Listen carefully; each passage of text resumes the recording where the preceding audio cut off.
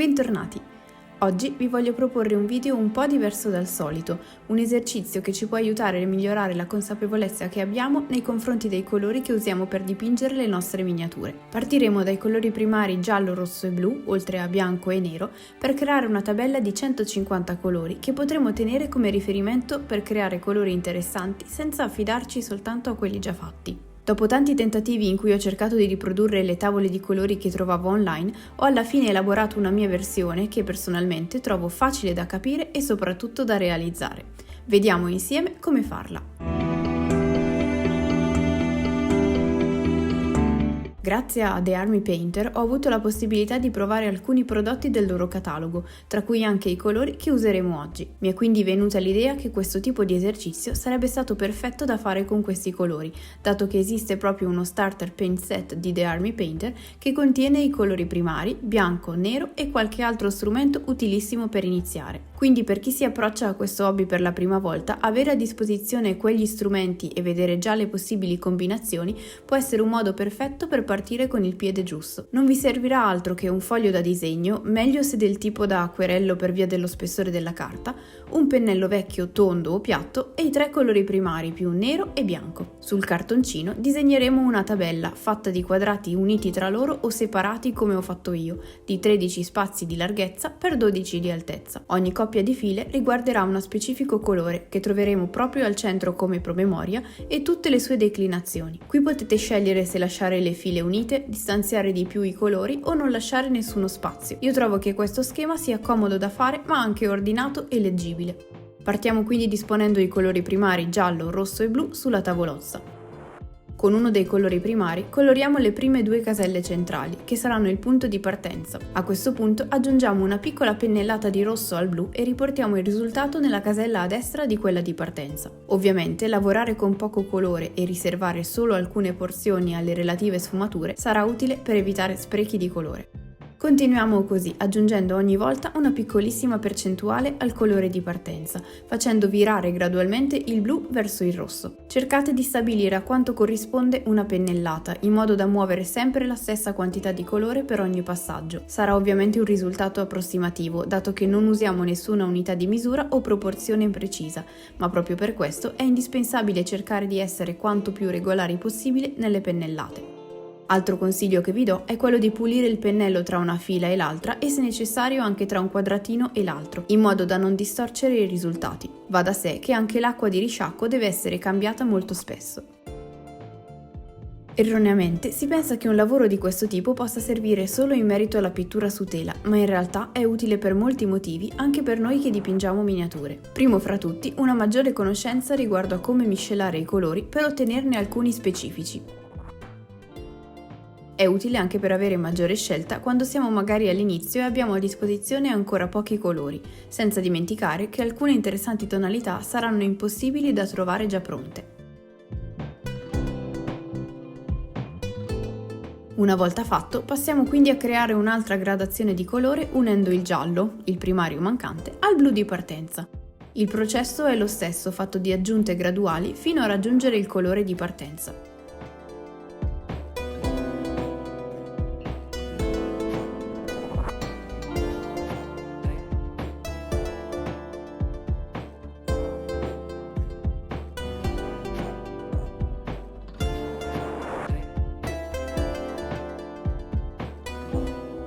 Ripetiamo il tutto anche per il rosso, al quale uniremo gradualmente il giallo e poi il blu.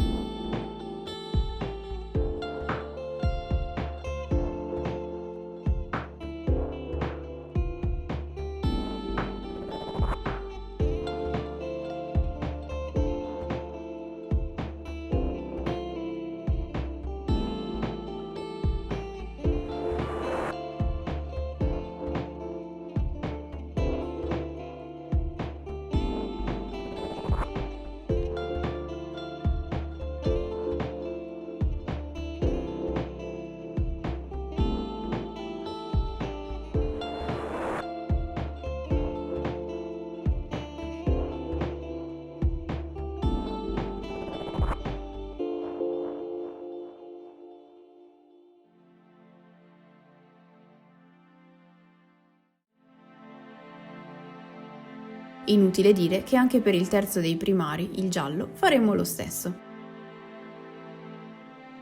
In alcune specifiche combinazioni risulterà molto evidente come partire da un colore chiaro e poi scurire, piuttosto che partire da uno scuro e poi schiarire, permette di creare colori molto diversi, e questo esercizio serve proprio a raggiungere questo tipo di considerazioni. Da notare che qui uso intenzionalmente i termini schiarire e scurire in modo improprio, lo so, ma è per rendere chiaro il concetto.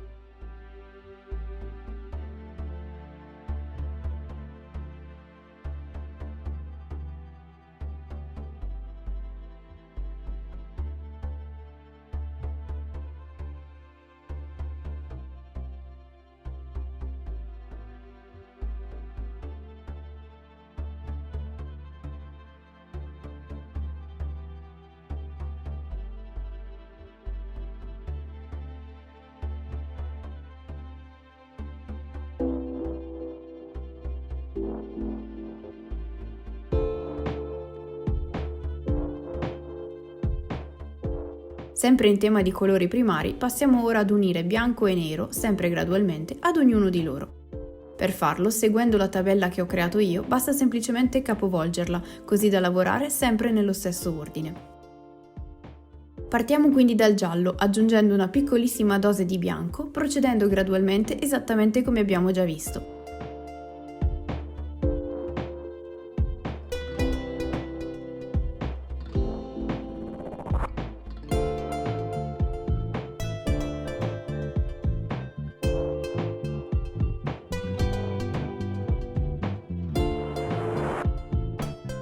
Allo stesso modo facciamo con il nero, che darà vita a interessanti tonalità di verde che forse non ci saremmo aspettati dall'unione di questi colori.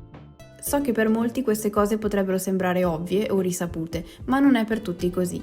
Dato che fin da bambini sappiamo che unendo giallo e blu otteniamo verde, è facile rimanere convinti che per ottenere un verde particolare come l'oliva o il militare basti una combinazione precisa tra questi due. In realtà, da questo esercizio riusciamo a vedere come basta unire giallo e pochissimo nero per ottenere tante sfumature di questo particolare verde.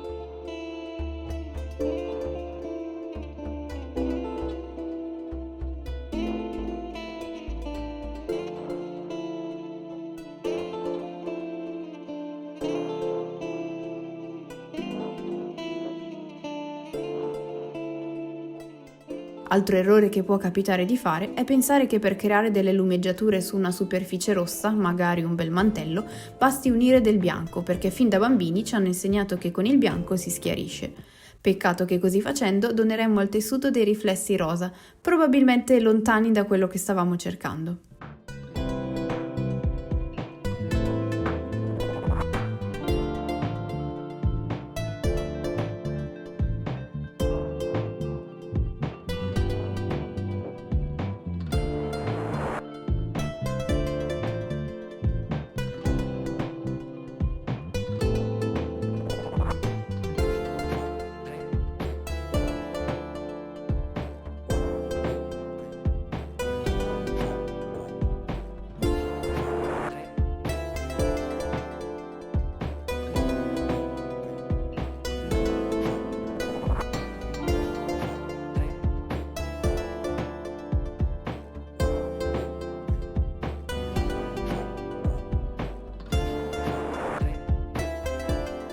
Una volta aggiunti bianco e nero a tutti e tre i colori primari, passiamo a creare i colori terziari. È pratica comune ottenere i colori terziari unendo ad esempio a blu e rosso un'altra piccola percentuale di rosso. In questo caso noi creeremo dei colori secondari di partenza, quindi viola, verde e arancione, semplicemente unendo al 50-50 i colori di cui sono composti. Giallo e blu per il verde, rosso e blu per il viola e rosso e giallo per l'arancione. Queste saranno le basi che useremo per creare tutti gli altri mezzi toni, miscelandoli con bianco e nero, ma soprattutto con gli altri due colori secondari rispetto a quello in questione. Partiamo quindi con il viola, che varierà molto in base al tipo di rosso e di blu che state usando, ma che difficilmente sarà come i viola brillanti che si trovano in commercio. Una volta fatto, uniamo gradualmente piccole dosi di verde, fino ad arrivare ad un colore molto simile al verde di partenza.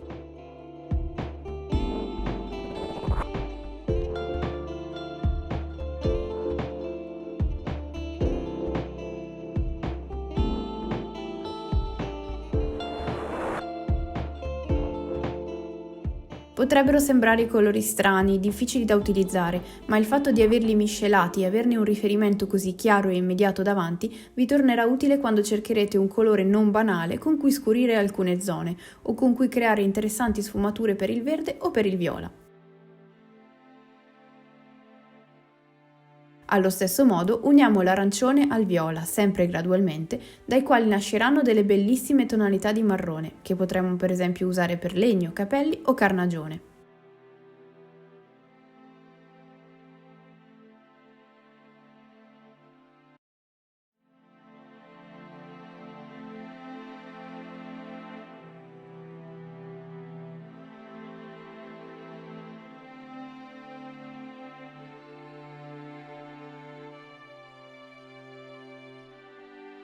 Unendo il viola al verde, anche se si otterranno colori simili a quelli visti poco prima, risulterà chiaro come sia importante capire da quale colore partire per un determinato risultato. Il verde infatti si scurirà molto più rapidamente del viola e darà fin da subito colori scuri, quindi per non sprecare quantità infinite di colore durante la pittura è bene fare riflessioni anche di questo tipo.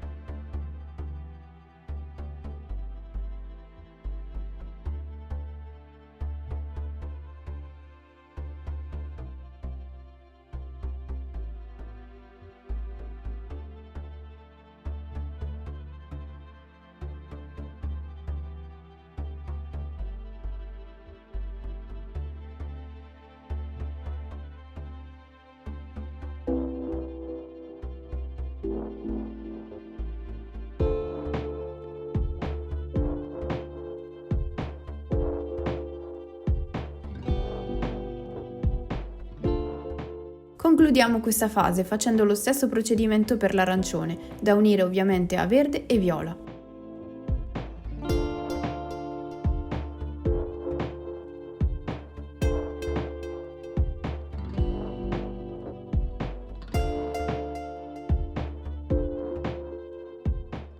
Anche qui i risultati secondo me sono dei colori che difficilmente troviamo già pronti, ma che rappresentano degli ottimi mezzi toni con cui creare ombre non banali o vegetazioni più realistiche.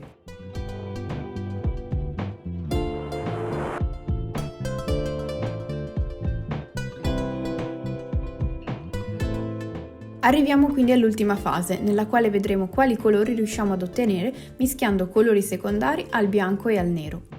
Partiamo dal bianco da unire all'arancione. Il risultato potrebbe sorprendere perché unendo questi due colori ne nascono bellissime tonalità adatte alla pelle, con cui realizzare la base o le parti più luminose. Altro errore scongiurato, dato che a volte, per mancanza di colori, si usa il rosa per la carnagione, ottenendo poi un effetto finto e innaturale.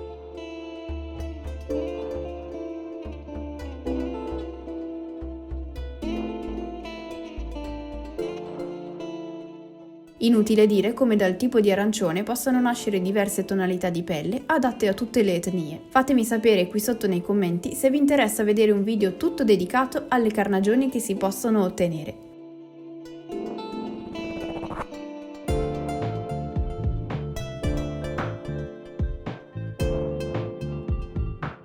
Altra combinazione interessante è proprio il nero con l'arancione, da cui nascono marroni molto caldi e profondi, perfetti per il cuoio e le zone in ombra, la pelle e i terreni bruciati.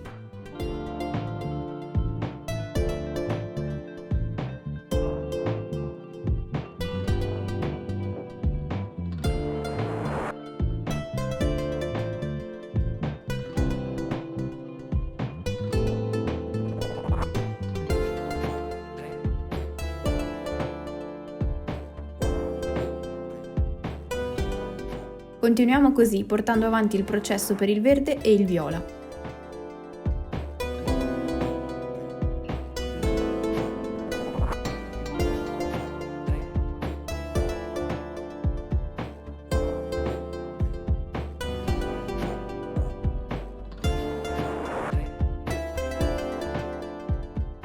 A questo punto purtroppo la batteria mi ha abbandonato e l'ultima parte con bianco e nero uniti al viola non è rimasta in memoria. Prima o poi doveva pur capitarmi che perdessi delle scene, era inevitabile. Anche se adesso vi mostro il risultato finale, vi chiedo comunque scusa per questo inconveniente. Una volta asciugati tutti i colori, io ho voluto rifinire le caselle con il tratto pen nero per dare un aspetto più pulito e ordinato. Questa tabella la terrò appesa vicino al mio tavolo da lavoro, quindi per immediatezza ho anche scritto i nomi dei colori ai lati delle combinazioni, in modo da ricordarmi subito come riprodurle. Spero quindi che questo esercizio pittorico vi possa essere utile quanto lo è stato a me. Fatemi sapere qui sotto nei commenti cosa ne pensate, se lo farete anche voi e se volete altri video di questo tipo più incentrati sulla parte teorica. Vi lascio qui sotto in descrizione i riferimenti al set di The Army Painter di cui vi parlavo e che vi consiglio se volete un buon punto da cui partire. Se il video vi è piaciuto vi ricordo di lasciare un like, iscrivervi al canale e attivare la campanella se non volete perdervi nessuno dei prossimi video. Detto questo vi saluto e vi ringrazio e vi do appuntamento alla prossima miniatura. Ciao!